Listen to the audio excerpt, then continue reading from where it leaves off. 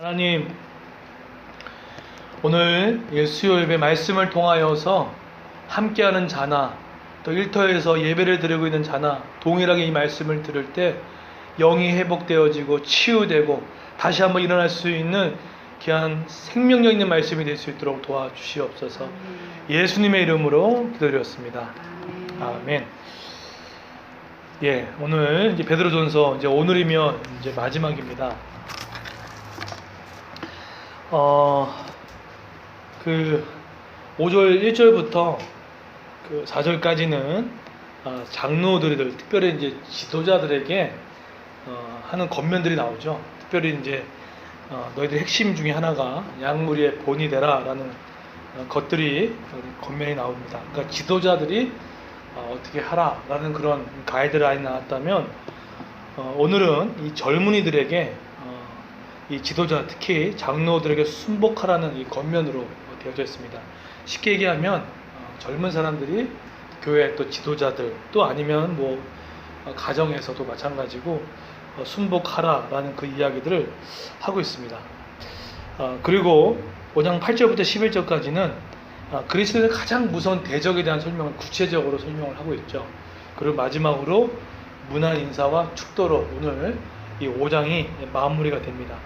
근데 제가 한번 이 말씀을 좀 묵상하면서 들었던 생각이 뭐냐면 장로들에게 양무리의 본이 되라, 그러니까 따르는 파울로들에게 본이 되라라는 이야기를 해놓고 왜 반대로 또 얘기를 했을까 라는 생각들을 하게 됩니다.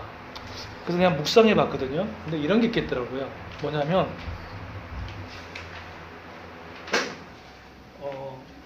여러 가지가 있겠지만 왜 젊은이들에게 장로들에게 순복하라는 그 얘기가 왜 나왔을까 라고 생각했을 때 이런 것 같아요. 교회 안에서 그 에베소라는 그 베드로전서 안에서 있는 교회 안에 아무래도 이 지도자들이 제대로 서 있지 않고 그러면 아무래도 그 좀 업신여기거나 경시하는 이런 태도들이 있지 않겠습니까?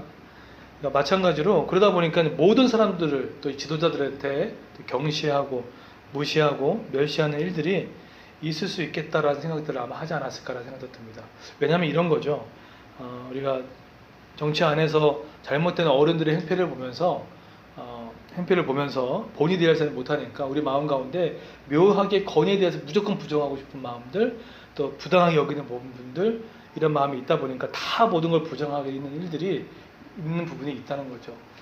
마치 아이를 시킬 때 정말로 아이만 시켜야 되는데 그냥 물 버릴 때 같이 버리는 것 같은, 너무 좋은 것도 있음에도 불구하고 같이 버리는 그런 일이 있었기에 우리 베드로 사도가 균형 잡히게 이것들을 말하지 않았나, 그렇듯 묵상을 해보게 됐습니다. 자, 근데 보십시오. 5절에 보시게 되면 5절 이렇게 얘기하죠. 젊은 자들아, 이와 같이 장로들에게 순종하고 다 서로 겸손으로 허리를 동이라 하나. 하나님은 교만한 자를 대적하시되 겸손한 자들에게는 은혜를 주시니라. 젊은 자들에게 이와 같이 장로들에게 순종하고 하고 말하고 뭐라고 얘기하죠? 근데 되게 중요한 단어를 사용하고 있습니다. 근데 서로 겸손함으로 허리를 동이라 라는 이야기를 하고 있어요. 그러니까 장로들만 양무리의 본이 되는 것도 아니고 또 젊은 자들만 또 장로를 순복하는 게 아니라 똑같이 나이가 장로들은 젊은 자에게 본이 되어지고 젊은 자들은 또 장로들에게 지도자들에게 순복해는 서로가 겸손으로 허리를 동인하는 것으로 이야기를 하고 있다는 것이겠죠. 이게 참 너무나 중요한 것 같습니다. 항상 한쪽에서만 부당한 요구를 하게 되고 한쪽에서만 할 텐데 그럼 절대로 공동체가 되지 않는 거죠. 우리가 지난 주일날 우리가 그 주일 예배 때도 로마서 14장을 말씀을 드리면서 사도 바울이 아디아포라라고 얘기를 했을 때 서로 같이 하라고 얘기했어요. 서로 같이. 그러니까 너만 한주하는 것이 아니라 같이 섬겨나가고 같이 하라는 것들을 보고 하는 것들을 로마서 14장을 통해서 말씀을 드렸습니다. 이게 너무 중요한 것 같아요. 근데 우리 공동체 안에 살다 보면은 알게 모르게 개인적인 어떤 필요와 개인적인 마음 때문에 같이 섬기지 않고 어떤 한쪽에서 한 가지 받으려기만 하고 또 어떤 사람은 한쪽 주는 거에만 하다 보니까 지치고 이런 일들이 너무나 많은 것들을 경험하게 됩니다. 같이 섬겨나가는 겁니다. 목회자 혼자 이 교회를 섬겨나가는 것이 아니라 같이 섬겨나가고, 또 가정교회도 우리 지기들만 섬겨나가는 것이 아니라 같이 섬겨나가고, 가정 안에서도 우리 부모들만 섬겨가는 것이 아니라 자녀들도 부모를 섬겨나갈 줄 아는 이런 균형 잡힌 서로 겸손서리를 동이는 것들이 너무나 중요합니다. 왜냐하면 교회로는 달려있기 때문이에요. 교회가 뭡니까? 그리스도의 몸이지 않습니까? 그래서 서로 유기적으로 연결됐기 때문에 서로가 함께 가신의 은사를 가지고 머리 대신 예수님을 한 몸으로 모셔서 서로 섬겨 나갈 때 교회가 하나됨을 이룰 수 있기 때문인 거죠. 자, 그런데 그런 자에게 주신 하나님의 은혜를 우리 가운데 허락하십니다. 자, 하나님 어떤 은혜를 주시나요? 5절에 보시게 되면 하나님은 교만한 자를 대적하시되 겸손한 자들에게 은혜를 주신다라고 얘기를 하고 있습니다. 여기서 그 대적하시되라는 이 대적이라는 단어는 군사 용어입니다. 군사들이 쓰는 용어들인데 이 얘기는 이겁니다. 하나님을 의뢰하지 않고 교만하여 자기의 능력만을 믿는 자들을 하나님은 대적하신다는 거예요. 그러니까 하나님이 자기 열심과 자기 노력으로만 하고 하나님의 자기 능력만을 믿고 다는 사람들을 어떡하죠? 하나님이 대적하신다는 거죠. 근데 반대로 겸손한 자, 하나님을 의존하고 의지하고 하는 자에게 하나님의 은혜를 베푸신다라는 것들이 있어요. 여러분, 그 사람이 교만할 때와 겸손할 때가 언제인지 아십니까? 제가 뭐 사람마다 경험이 다르겠지만 저는 그런 것 같아요. 제가 교만했을 때 기도가 없거나 말씀이 없거나 그러진 않아요. 다 있어요. 근데도 교만할 수가 있어요. 언제 교만하냐면 하고 있는 그 일들 가운데 기도하지 않고, 기도를 안 한다는 얘기는 아닙니다. 하긴 하는데 금방 슬쩍슬쩍 넘어가는, 대충 때우는 이 부분이 사실은 상당히 교만한 상태에 놓여 있는 거 봐도 제 경험을 봤을 때는 틀리지 않는 것 같아요. 여러분은 어떤지 모르겠어요. 저는 그런 것 같아요. 말씀도 읽고 기도도 하지만 그 기도의 행위가 상당히 형식적인 거예요. 그냥 쉽게 하고 눈 잠깐 떴다고 하고 결국은 그거는 형식만 취할 뿐 마음으로는 내가 모든 걸 하려는 것과 다를 바가 없는 거예요. 근데 정말 겸손한 자는요, 그 일이 크든 작든 내 일을 위해서 내가 기도하고 부르짖고 주님께 도우심을 구하였을 때, 간절했을 때, 그것이 정말 겸손한 자의 특징이 아닌가라는 생각들 같습니다.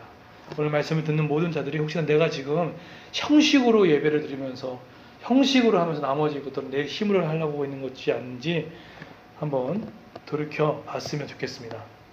그런데 6절에 보시게 되면 이렇게 하나님께 겸손케 하는 자에게 6절 보십시오. 어떤 은혜 주시죠?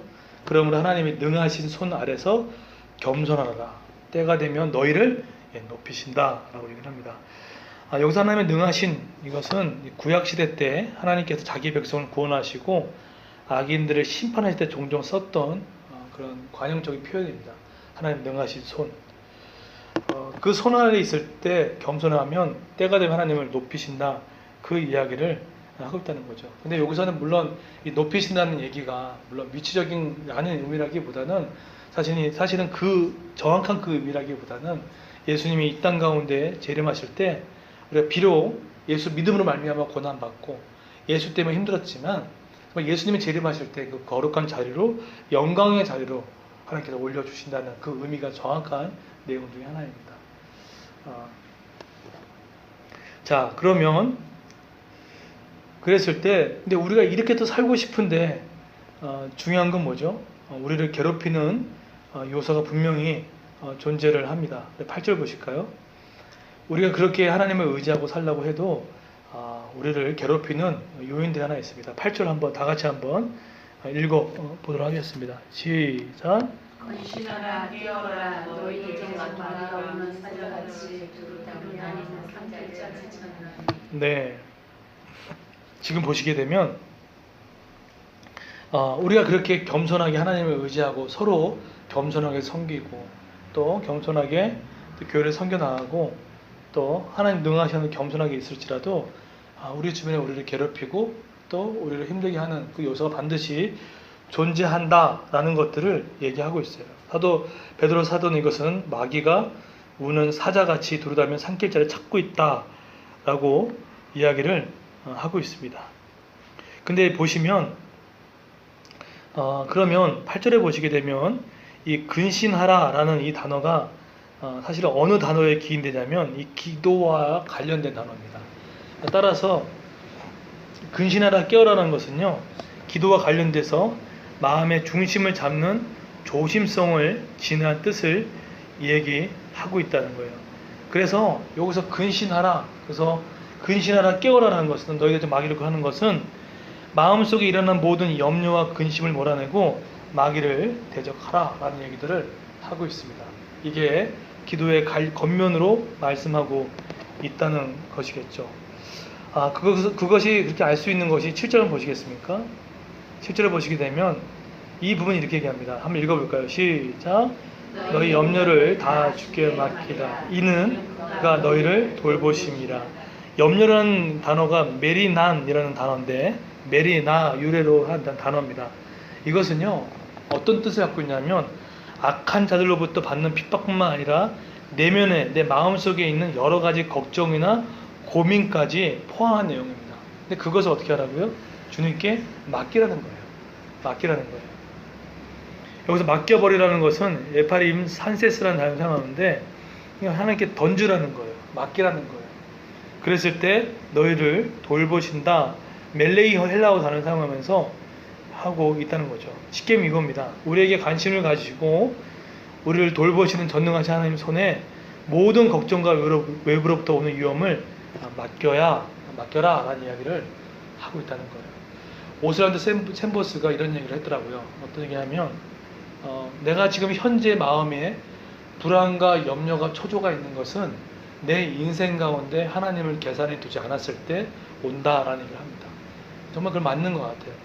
내가 내 마음 가운데 현재적인 지금 불안과 염려와 초조가 있다는 것은 지금 그 사건, 그 일 가운데 하나님을 계산해 두지 않고 내가 해결하는 마음이 있기 때문에 계속된 염려와 초조함이 있을 수밖에 없다라는 건데, 정말 기가 막힌 말인 것 같아요. 제가 오늘 이 새벽에 나와서 어제 오늘 자기 하나님 자꾸 새벽 깨우시더라고요. 2시에도 깨우시고 그래서 어제는 막 4시에 나왔어요. 그리고 그제는 4시에 나오고 어제는 또 2시에 또 깨우셔가지고 2시부터 4시까지 기도하고 또 잤습니다. 다시 4시에 또 교회 나오고 이때 또 6시에 나왔는데 하나님 원하시는 것 같아요. 그러니까 지금 생각이 있는 거 생각하지 말고 하나님께 그것을 자초지종들 하나님께 말씀을 드려서 하나님 풀기를 원하시는 것 같아요. 근데 제가 오늘 그렇게 예배 드리고 오늘 이렇게 하루를 보내면서 하나님께서 이렇게 엉켜있는 거미줄 같은 것들을 하나님 다 풀어내시더라고요.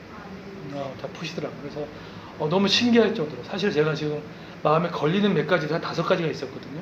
근데 그 부분 가운데 4가지가 풀렸어요. 그 중에 2명이 전화가 오고, 1명은 그런 마음 되게 술술 풀렸고, 일적인 부분들도 조금 열리게 됐고, 이 4가지가 실제적으로 열리는 부분이 있다 보니까 하나님께서 내가 막 염려해서 뛰어가는 것도 되게 중요하겠지만 그것보다 하나님께서 엎드려 기도했을 때 하나님께서 이 문제를 푸시는구나 하는 것들을 경험하게 됩니다. 왜냐하면 이 모든 해결책을 10절을 하나님 말씀하고 있다는 거죠. 결론 말씀을 듣고 기도하겠습니다. 10절, 하나님이 우리를 지켜주시는 거거든요. 10절 읽겠습니다. 시작. 모든 죄의 은혜만 그리스도 안에서 너희를 부사 자기의 영원한 영광에 들어가게 하시니라. 잠깐 고난을 당한 너희를 친히 온전하게 하시며 굳건하게 하시며 강하게 하시며 터널 견고하게 하시니라. 여기서 잠깐 고난이라는 것은 내가 지금 이 땅 가운데 살아가고 있는 자질구레한 일들이지 않습니까? 그 일을 얘기합니다. 우리가 그리스도를 살아가면서 자질구레한 고난들이 있습니다. 잠깐 고난은 너희가 당할 수밖에 있다는 거예요. 없는 사람이 없어요. 그런데 주체가 누굽니까? 모든 은혜의 하나님께서 너희를 친히 온전케 하시고 굳건케 하시며 강하게 하시며 그 털을 견고케 하신다라는 이야기들을 하고 있습니다. 예수 믿음으로 말미암아 손해 보는 것들, 예수 믿음으로 말미암아 하는 모든 것들, 그 주체 대신 하나님께 맡기고 기도할 때 그 거미줄같이 엉켜 있는 모든 것들이 하나씩 제거되고 문제가 해결될 줄 믿습니다. 그런 은혜와 그런 부르짐이 있는 그런 저와 여러분 되기를 예수님을 축원드리겠습니다.